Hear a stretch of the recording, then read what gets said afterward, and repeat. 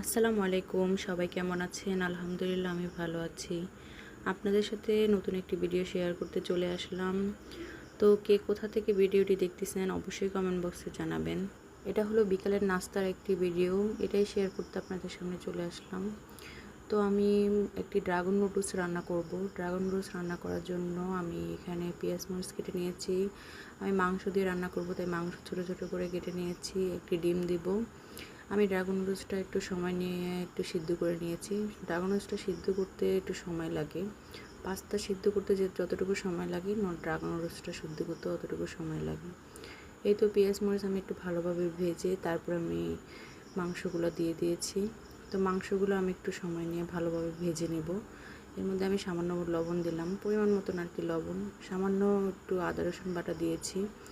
তারপরে মাংসটাকে আমি ভাজা ভাজা করে নেব সময় নিয়ে। মাংসটা ভাজা ভাজা হয়ে গেলে তারপরে আমি এর মধ্যে ডিম দিয়ে দেব। তো আমার ভিডিওগুলো কেমন হয় সবাই একটু কমেন্টে জানাবেন। এই গরমের মধ্যে তেমন ভিডিও করা হয় না আর আপলোডও দেওয়া হয় না। তার উপর আমাদের বাসার পাশে কাজ চলতেছে, সেখানের আওয়াজের কারণে আমি ভয়েস রেকর্ড করতে পারি না। এই তো এই হলো সমস্যা। তো আপনাদের কাছে একটু শেয়ার করলাম। এখানে আমি নুডলসের মশলা একটু দিয়ে দিয়েছি। তারপর ডিমটা দিয়ে ভালোভাবে ডিমটা ভেজে নেব। আমি যেই লং ভিডিওটা ছাড়ি আসলে কি সবাই পুরোটা দেখে? আমার মনে হয় না সবাই পুরোটা দেখে। আসলে আমরা কেউই কারো ভিডিওটা পুরোটুকু দেখি না। তো এটার কথা বলে আর কি হবে, এটার কথা আর আমরা নাই বলি। এই যে মাংসের সাথে আমি ডিমটা ভালোভাবে ভেজে নিয়ে নুডলসগুলো দিয়ে দিব। তারপর বাকি যে মশলাটুকু ছিল ওইটা আমি নুডলসের সাথে ভালোভাবে এখন মিক্স করে নেব। এই নুডলসটা কে কে খেয়েছেন? আমার কাছে এই নুডলসটা খুবই ভালো লাগে। আমি প্রায় এই নুডলসটা রান্না করি। আমার নুডলস রান্না প্রায় শেষ। আমি আজকে নুডলসের সাথে একটু মাংস ফ্রাই করব। আমি মাংসগুলো আগেই মাখিয়ে রেখেছিলাম, ওগুলো এখন ভাজবো আর কি। এই মাংসগুলো আমি প্রায় আধা ঘন্টার মতন মাখিয়ে রেখেছি মশলা দিয়ে। মাংসের যত মশলা আসতে ওই সব কিছু দিয়ে আর কি। আমি অল্প তেলে আজকে মাংসগুলো ফ্রাই করব। মাংসগুলো আমি এখন দিয়ে দিলাম। তারপর আমি আস্তে আস্তে ভেজে নেব।